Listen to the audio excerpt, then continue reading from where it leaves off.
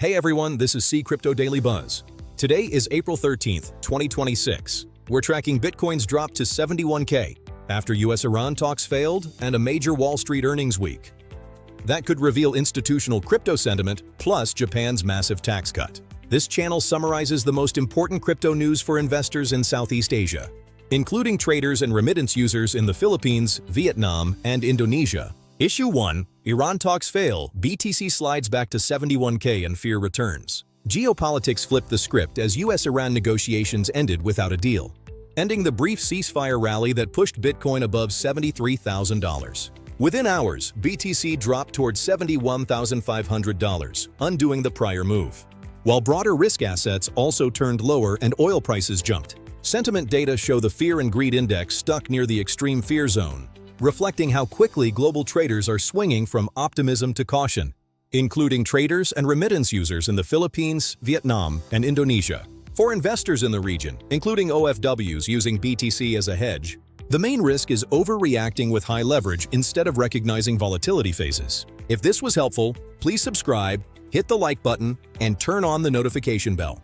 Issue 2. Goldman, BlackRock, JPMorgan earnings will show how all-in institutions are. Earnings season kicks off with Goldman Sachs today, followed by BlackRock and JPMorgan. Analysts are watching for clues on how deep these giants are going into digital assets. Goldman has been quietly expanding its digital asset trading and blockchain experiments. BlackRock now leads Bitcoin and Ethereum ETF adoption with trillions under management. And JPMorgan's Connexus platform is handling large daily volumes in tokenized payments. For investors in Southeast Asia, this week is less about one-day price moves and more about whether these firms frame crypto as a core growth area, which can influence long-term ETF flows, custody offerings, and access to tokenized assets. In my opinion, traders and long-term holders should listen for 3 signals in the coverage: how much fee income and AUM these firms attribute to crypto, whether they mention expanding access in Asia-Pacific, and how they talk about tokenization, because those hints often show where opportunities may open over the next 6 to 18 months rather than just this week. Issue 3. Japan confirms crypto tax cut from up to 55% down to 20% flat.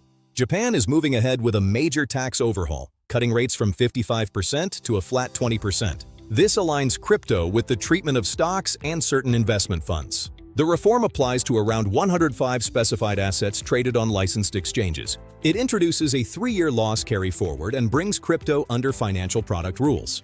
For Asia-Pacific and Southeast Asia, this move is significant because Japan is one of the region's largest and most regulated crypto markets, and a friendlier tax framework can attract more capital, talent, and exchange activity that eventually spill over into neighboring markets. My view is that investors in the Philippines, Singapore, and beyond should watch how Japan's model performs. If it boosts liquidity and tax revenues without major blowups, other governments may feel more comfortable adopting similar flat-rate systems, which could make cross-border investing and remittance-linked crypto strategies more predictable over time. Summary: 1. Bitcoin slips to 71K as US-Iran talks fail, leading to fear and higher volatility. 2. Major bank earnings this week will reveal institutional commitment to ETFs and tokenization.